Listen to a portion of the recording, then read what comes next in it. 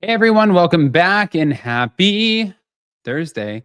All right, guys. Well, we have a lot to talk about, lots to discuss. It seems like this is just the never ending wave. So, of course, with last night's Real Housewives of Miami, and I haven't been doing lives this week, I'm changing my live schedule.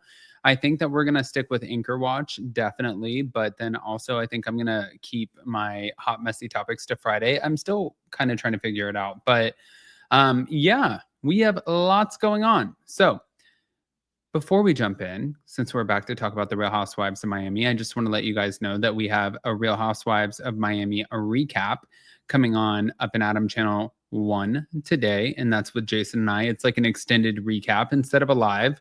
And yeah, I hope you guys enjoy that. So with that, smash the like button, show some love, and here we go.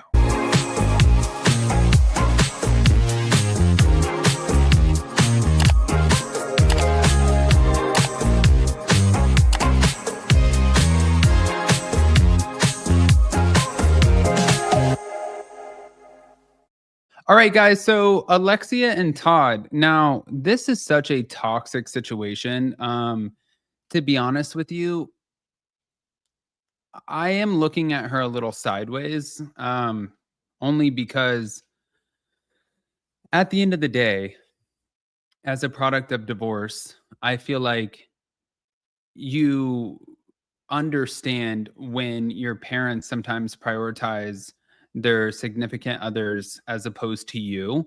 And I'm not targeting anybody in that statement. I'm just saying that I think that I have seen it. Um, and I also feel like the way that Todd moved out and left Frankie inside the house, it was heart shattering. But then that's like not where it stopped. And last night's episode where you watch him and he's like, it's been really hard on my mom. And he's trying not to say anything bad. You sit there and you like watch and your heart breaks for the guy.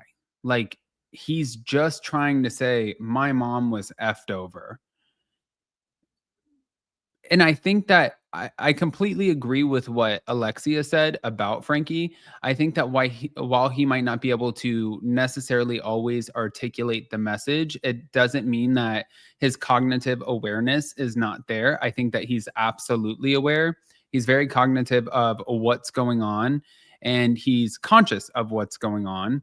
And I think that he still has opinions and emotions that play into everything that he's seeing, except it's just a different way of him being able to verbalize it, if that makes sense. But she described the experience as raw, emotional, and very hard, saying that the public scrutiny magnified her vulnerability. I also don't necessarily agree with that. I think that it wasn't truly, and this is just my opinion, I think that you have a man who is going on and he is getting with you knowing that you're a reality TV star. This man does not want to be on reality TV. That's okay, right? But this is your job. This is how you make your money. You were on reality TV long before you ever met Todd. So he knew what your place was in this situation, in this world. So when it comes to Todd, I guess my biggest question is why even dabble in a world where you don't want to be heavily exploited or featured, knowing that this is your wife's world or knowing that this is the person that you're choosing, that this is her world? I think that's my biggest question because at the end of the day, it's Miami. You have money, you have cars, you have this like great condo. You could probably get with whoever you want. I'm sure that there's a ton of ladies who would be lining up, but that's not who you chose. And I'm not sitting here using this as like a Todd bashing session either. I think I'm just more so trying to understand. But okay.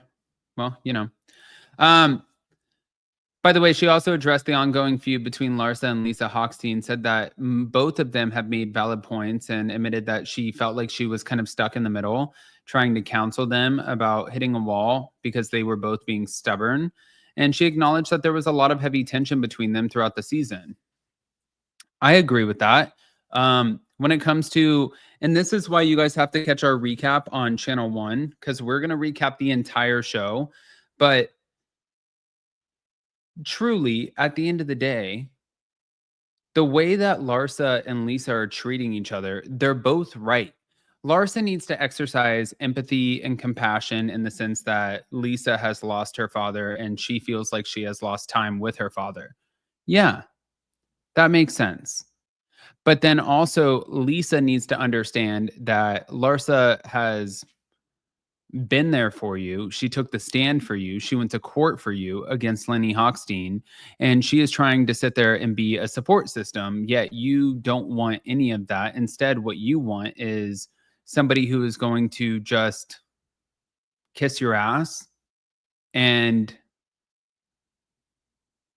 pretend like none of the things that bother her. And I don't agree with that either.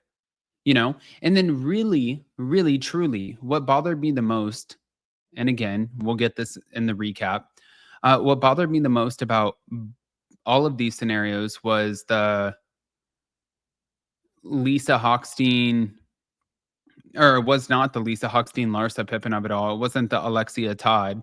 It was more so the Gertie Julia Limagova. When Julia Limagova threw that drink on Gertie, I was like, what are you doing? She's like, well, I had Martina. Martina also had cancer. So I also understand cancer.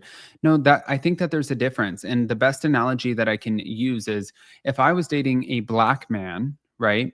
Then I cannot sit here and say, I understand because I'm dating a black man what it's like to be a black man. Just like you are married to a woman who had cancer. So you cannot sit there and say, I know what it's like to have cancer. No, you don't. You know what it's like to support somebody with cancer. And when you take a moment and you throw water on somebody's face who's in remission, who has been battling cancer and who shaved her head and she has been going through all of the motions and we're watching her go through the motions, and then you're coming off very aggressive and screaming at her, I don't agree with Julia Limagova. I truly, truly do not agree with her. And Kiki Barth, I think, did a fantastic job by saying, Gertie, don't pop off. Don't put yourself in a situation where you're going to look like you're crazy or anything like that. And she was like, well, I'm not going to do that. I'm not going to, that's not who I am. And it's like, well, good, because you shouldn't, because you don't want to be that person. And I think that Kiki was trying to say, stay away from what you think that people want you to do, because she just splashed you with a drink. If somebody, can I just say, while I don't ever encourage violence, if somebody splashed me with a drink, I would be so mob wives in that sense, where I would probably take my cup and be like, are you fucking kidding me? I've truly only had this happen one time in my life, where somebody was screaming in my face and I was like, do something, do it. And they busted a glass and they broke it. And I was like, that make you feel better? But I was like, I was so in the mindset of, if you're going to do something and you're going to sit here and come after me and my family and my husband and anyone else, then do it, you know? But for Gertie, I have so much respect for the way that she handled that. So I want to hear what you guys think. Guys, pop off in the comment section, smash the like button, show some love, and we'll see you next time. Bye.